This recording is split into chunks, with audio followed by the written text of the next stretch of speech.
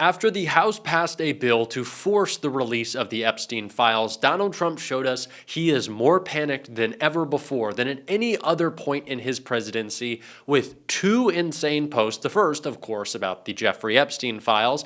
The second, equally as crazy, about how angry he is with Black George Washington. Yes, you heard me right. Donald Trump is in a state of utter collapse that he is showing off on Truth Social. We are going to get into it all and what it means for the Epstein files. But before we do, if I could quickly ask you to leave a like on this video, and if you haven't already, and you enjoy our channel, to hit that subscribe button because it goes a long way in supporting our work. Now, before we get into these posts from Donald Trump, I think it is important we address what he and Republicans are trying to do today, and that is rewrite the history of the Epstein files and their attack on Democratic efforts for transparency. And someone who has been calling that out is Jamie Raskin in this clip right here. I'll take the opportunity of the Speaker's presence to respond to some of the things that he said. In the very presence of the victims and the survivors who come to join us today, the Speaker said that now would be a time we should be working on urgent legislative work.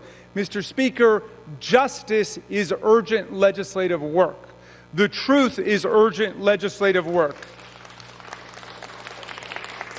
The Speaker says, why now? Why now? Well, Mr. Speaker, you were the one who refused to swear in Adelita Grajova for 50 days. We would have done it 50 days ago, but she provided the 218th signature on the discharge petition. So why now? It was because of your dilatory tactics, your delay, your postponement of it.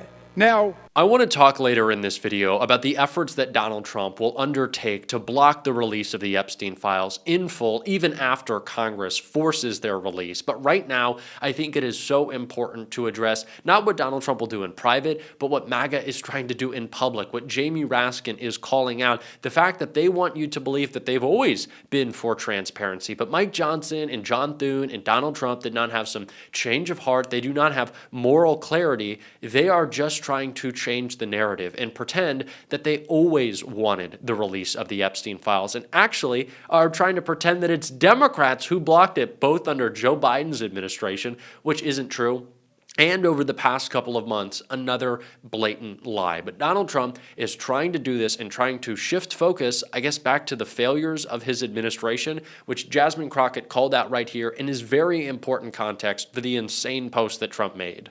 Foods. So listen, if you can have this honest conversation about Epstein now, let's just go ahead with this lame duck president and be honest about everything that the American people care about. They care about affordability. They care about the fact that literally people are starving in this country because we have 42 million people, and I don't remember any one of you during that almost 2-month break deciding to go on faux news or any other news outlet and say, you know what, it is wrong to have 42 million people that are relying on $6 a day to eat, and we have the money because somehow our president was able to find under the couch cushion, the one that JD wasn't sitting on, under the couch cushion, he was able to find 40, how much did he find to send to Argentina? 40, there we go, 40 billion to send to Argentina. But those emergency funds, he couldn't find them emergency funds so that Americans could eat. So listen, if y'all are gonna be honest and talk about Epstein right now, let's be honest about everything that is causing y'all to lose real bad. Did y'all see the election results on November 4th? It didn't go very well. So let's just start having honest conversations so that hopefully some of y'all in some of these tight seats, maybe y'all can get reelected and we can just work together. Ms. Crockett. Would the gentlelady yield? Who, what, both of y'all want? Y'all want some? I do not think there is a more important issue that we could be talking about right now than Epstein. I think this is the most important thing for Democrats to be talking about because, as Ro Khanna has termed it, there is an Epstein class in this country. And Donald Trump and every member of his administration and every Republican in Congress is certainly part of it. These are people willing to sell us out to their rich, powerful, well-connected buddies so that they can benefit. They don't think the rules apply to them. They're happy to take jets from Qatar. They are happy to insider trade. They are happy to cut your health care, gut the services that keep Americans alive and fed and healthy for billionaire tax cuts. So soon, next year, maybe there can be trillionaire tax cuts. They will sell us down the river as they protect their white-collar criminal friends. That is what they always have done. That is what they will continue to do unless we push back. And the Epstein Files release is an important step in doing so, in changing the political alignment in this country to understand that billionaires are the problem and that we will not engage in these ridiculous culture war issues that the right tries to force upon us. We are waking up to that, and it terrifies Donald Trump, which is why he made one Epstein post and one culture war post. The first of Trump's two Truth Social posts reads, "Investment in AI is helping to make the U.S. economy the hottest in the world, but over-regulation by the states is threatening to undermine this growth engine. Some states are even trying to embed DEI ideology into AI models, producing woke AI. Remember Black George Washington? We must have one federal standard instead of a patchwork of 50 state regulatory regimes. We can do this in a way that protects children and prevents censorship." Trump then followed that up with a post about Epstein, writing, "I don't care when the Senate passes the House bill, whether tonight or at some other point in the near future. I just don't want Republicans to take their eyes off of all the victories that we've had, including the great big beautiful bill, maybe Bubba, closed borders, no men and women's sports or transgender for everyone, ending DEI, stopping Biden's record-setting inflation, the big tax cuts." Donald Trump, of course, continued saying that he's invested trillions of dollars in the country and that we are the hottest in the world, and even delivering a huge defeat to Democrats on the shutdown Make America Great Again.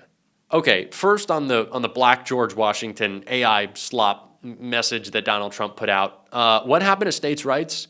Are you guys not doing that anymore? When it means regulating women's bodies, you're happy to, but when it means regulating AI and preventing Mark Zuckerberg and Sam Altman and Jeff Bezos and Elon Musk from making billions more dollars in a detrimental fashion to Americans and the environment, then it's fine. Okay, I can't even. But the Epstein post. Trump is furious. Trump is panicked, and Trump, again, is trying to rewrite history. He wants to pretend like he was on board with this, that he doesn't care, that he just wants to move on, because that's what Republicans will now say. They will now say that the Epstein files have been released. Whatever, couple of documents that Donald Trump puts out there, is probably going to be a lot of stuff about Bill Clinton, but Donald Trump will release a few documents. Remember the folders that he gave to the MAGA influencers? It'll probably be that. And then he'll say, well, Republicans, we released the Epstein files. Now we want to talk about what matters. And Democrats are getting hung up on that. They're so focused on it for political reasons. They don't care. We released the files. That is what they'll say. We need to pay attention to the pivot that is happening from the right, because we need to be able to identify it and point out that it is bullshit. I will never rest until all of these files are released. And I do not think all of these files will be released under Donald Trump's administration. But I do believe that Donald Trump wants you to think that when Democrats take over the House and take over the Senate, God willing, in 2026, that when we win the midterms, when it is a blowout, and by the way, Texas's new maps, they're gonzo. A federal court has struck them down. Of course, they'll go up to the Supreme Court. We'll see what happens there. But Donald Trump is on pace to an even more brutal midterm loss. But when this happens, they will pretend that any investigation, any hearings that we hold about Epstein, that they're futile, that they're nonsensical, that they're a distraction from actually getting stuff done. That is not the case. Not only because Donald Trump won't have released the full Epstein files, but because, as I've said throughout the entirety of this scandal, and we've been talking about it for a long time. We were talking about this last year, by the way. A lot of independent media was.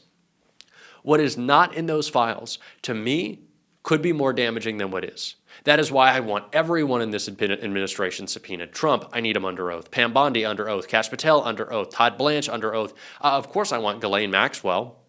Epstein's brother, why not? All of these people need to go under oath. Mike Johnson, his staff need to go under oath. They were breaking the law for refusing to swear in Adelita Grijalva. They were breaking the law. All of them. I want all of them held accountable. That is not a futile undertaking. That is not unimportant. That is important. Donald Trump wants you to move on because he knows that nothing will change if you do. It is more important than ever, that we continue to talk about the files, that we continue to talk about what they've hidden, what they've scrubbed, what they don't want us to see. I promise you, we are not going to let up. We cannot let up, because if we do, they win. If we take them at their word, which why the fuck would we, they win. And we cannot do that. But that was not the only thing Donald Trump posted about. Of course, he was posting about AI as well. And AOC, because it's largely been progressives on top of this, it just ripped apart all of this AI bubble bullshit that you need to know about. That is coming for tens of millions, if not hundreds of millions of jobs around the world, but specifically in America. What AOC said was so perfect, you got to check it out. That they have not yet proven. Just this morning, the Wall Street Journal reported a significant drop in the U.S. stock market with the headline, AI bubble fears hit stocks. Now, this also contrasts with what we've been hearing from the Trump administration, that the economy in general is thriving. And he's been saying that the economy is booming, but it's only 7 tech companies that are booming: Microsoft, Google, Amazon, and Meta. And they're driving this growth in just one sector, AI. So the entire US economy growth can be tracked down to 7 companies and their AI growth specifically. At least 40% of economic growth this year is attributed to these companies alone, and 80% of stock gains this year came from AI companies. But people are justifying these levels of investment because of the promises that the CEOs make that there will be a return on that investment. So for a company like OpenAI, their value is based on the expectation that they're going to figure out how to make a profit out of it. And they haven't. And so generating this increased human dependency that can be mined, because it's not subject to HIPAA, is that correct, Dr. King? Right, it's not subject to HIPAA. It's not subject to HIPAA.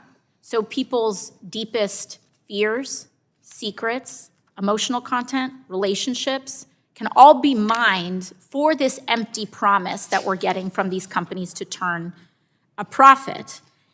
And the reason I bring all of this up is because the exposure of this industry and this investment, I fear, has reached broad levels potentially of the American economy. When we're talking about 40% of stock growth in the United States being attributed to these companies in the AI sector alone, and that sector has not turned a profit, we're talking about a massive economic bubble.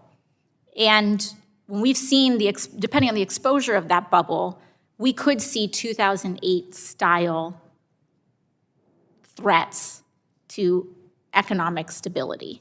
We need to be fighting back against the oligarchs on all fronts. That is, against their abuses of children and their abuses of their workers, the abuse that will take place with AI. We got to call it all out as progressives. We're certainly going to on this show. If you want to support that, as always, you can hit that subscribe button, leave a like on this video. If you stuck around at the end, drop a blue heart in the comment. Until next time, I'll see you soon.